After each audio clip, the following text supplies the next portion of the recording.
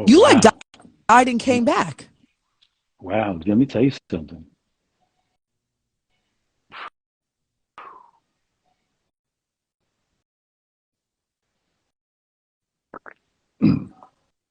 Man. Don't cry because I'm a crier. Don't do me like that. I got my smoky eye happening here. So let me ask you, let me ask you this because I want to know, like, what's the other side like, man? What it look like over there? I tell you this much. It's it's very interesting to say the least, for lack of better terms. It's a very interesting place. The things that you see, Mm. um, it's a very different place. When you get to that space, and I don't like to use the word coma per se, and I usually say, you know, when I went to sleep, I was sleeping, I was resting. Um, Yeah. I was and I look at it from this standpoint as well. I was resting while, you know how your computer does. Yeah. I was updating my software. I love that. You're so wordy. The Um, whole world wants to know what in the world happened. well, what I can say for now, and I promise you that I would share this with you, and I don't want to make simple of it, but I was in a meeting, and I'll give you the fast forward version. I was in a meeting. I was having Caesar salad, Arnold Palmer, which I usually have an iced tea and lemonade. Finished my meeting, went back up to the studio, started working on some new stuff. Was inspired to work on a new album, and all of a sudden, I lost all the feeling on one side of my body, and it was um, it was just I didn't know what to do, and I fell over. And luckily, my phone was accessible. So I reached out to one of my other brother, DJ Eddie F, Money Earner Mount Vernon, super producer, best friend growing up. We call him the other version of Benita Applebaum. You got to put Hmm. me on because he put on everybody in Mount Vernon, including myself. Um, call Eddie. He happens to be local to where I was. And I said, hey, now mind you, you know my circumstances and situation. Everywhere I go, it's like 1988. So, as an entertainer, the first thing you do, you hesitate to call the ambulance. You hesitate. That's not good because Right. if you need help at that moment, you need help. Right. And literally, the entire left side of my body was numb. I couldn't move it. There was no mobility. And reached out. And then the next thing I remember was being in an emergency room in the corner and security around me. And I see him having this conversation with security and they're trying to get me in the emergency room or what have you. And then I remember being in a hospital bed and this was like I would say July. Maybe this was in July. And when I really Right. kind of figured out what was going on, and when I woke up, it was October. Wait, what? Yeah. After going through, five surgeries and having a transplant, an organ transplant, having someone else's organ inside you. This is a whole different world. I see things from different lenses. The people around me were truly advocating to keep me alive because at some point also, because of my condition, they were sending me to hospice. There was the consideration of sending me to the hospice. The people around me did not give up on me. Very special nurses, um, Reverend Sharpton. I mean, whoa, Rachel Nordlinger. There's others who just were truly advocating for me, and I can still hear the beeping of the machines because I was on every machine. I was on dialysis. I was on blood transfusion. I mean, it was back to back to back. I mean, so many different things. And I remember hearing this particular sound when someone was flatlining. So Oh, in my floor, it would jeez. happen 4 or 5 times a week. So imagine psychologically what you go through when you start thinking about that, and you're like, am I Are next? you next?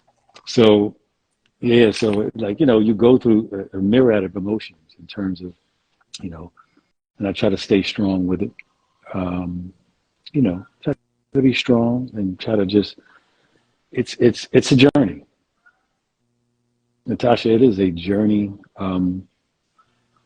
It is a journey. So can I ask you something very personal? When you were in your deep reset of a moment, I know I've heard a lot of people say they've seen loved ones that have crossed over. Did you see her? Did you see Kim on the other side? Give me a second. So a lot of things. We started hearing you talk and express your feelings on the loss of Kim Porter. And that's when everybody turned their head like, what did he just say? And, Right, yeah. you know, a lot of talk has been happening about just your A whole expressiveness lot towards of, that. And, but just a whole and of lot of talk course, related to the subject and things of the nature well, of my ex-wife being, you know, being her, gone ex- from this her earth, expiration. her expiration. Um, yeah, What's your relationship like with Diddy today? I am very proud of Black man's success. I want him to continue to thrive, and he does a lot of amazing things for people in terms of schools for children, donating to major causes. I want him to continue to use his platform for the amazing things he does. I love that. I'm happy to know that you're talking again. Have you tried singing? And will we get a concert out of you? Possibly. Well, you know what? I get on this thing and don't get me started. I have to remember, like, this. I don't Oh, know. come on! Don't. What? What? Wait, because wait. Have you? Okay. So have you tried singing? Do you have to retrain? Have you tried singing the alphabet just to see if the vocal cords work? It's funny. It's funny. You, Oh, right. So I can get that out. It comes out. I wanna read your mind, know your deepest. I wanna make it right for you. Something like that. Like I said, I'm still working on it. I got to break through the falsetto. But I was saying that to say too that yeah. So the vocals are coming back, and right now I've been getting so many calls of promoters and people around the country asking me, "Are you ready to do shows?" So I said, you know what? I'm going to first start hosting. I'm going to okay, do some hosting. Yeah. Al, Al, Yes, ma'am. take it. You got to take a deep breath. We got to take that in, babe. That was everything we needed right now from you. That Wow. was Don't do because that. Don't do that. you have to understand hearing what you went through medically. People don't come out of that first and foremost. You had a tracheotomy, you had tubes in a hole down your throat. Not Just a few months ago, many yeah. people, not many people can talk after that. I had the tracheotomy, still had a massive hole in my neck, which I can actually show you. Oh my God, are you serious? Let me Hmm. see. Just take it all off. I mean, let me, just like, oh, wow. But you know what? That, It's closed. No, it's completely closed now. but it just looks like, So I had the most amazing doctors who were pretty good at art. where did this hustle mentality and then your love for music came in? Because your dad was in the medical technician field in that world, Mhm. and your mom was an Nuclear medicine, accountant. Right. So who was your inspiration to exercise your vocal cords to, say, hey, listen, I can do this thing with my voice. Um, well, I didn't know that until, I was never a singer. I was more of a fan of the music, from what my mother played on the record player. So whether she was Hmm. playing Earth, Wind and Fire, Smokey Robinson, Stevie Wonder, the Jackson Five, Johnny Mathis, Luther Vandross, any of that music, from the '70s, and I would ride in the car with my dad, and he would play AM radio. So that's how I learned about the Eagles and about the alternative rock, all the other genres of music, even some country music. So I just had a natural, organic love for music. A love and a It was gift. just, you know, all I wanted to do was dance like Michael Jackson and rap like Slick Rick. And I wanted to be a rapper, and I was straight up hip hop. Yeah. That's Well, that didn't why. quite work out for you, though. Well, actually, it did because I wound up, working with, Heavy D and the Boys, and Eddie F wound up training me as a producer back then, and Teddy Riley, and but everything was derived from hip hop, and Yeah. hip hop started in the Bronx. I need to say this really quickly, of course. I think it was the Universal Hip Hop Museum was Senator Kirsten Gillibrand, Senator Chuck Schumer, and Congressman Jamal Bowman $5 million gifted to the museum, um, making it making people understand very specifically, whether it's through legislation or whether it's through paying attention to this art form that went from the streets to Wall Street.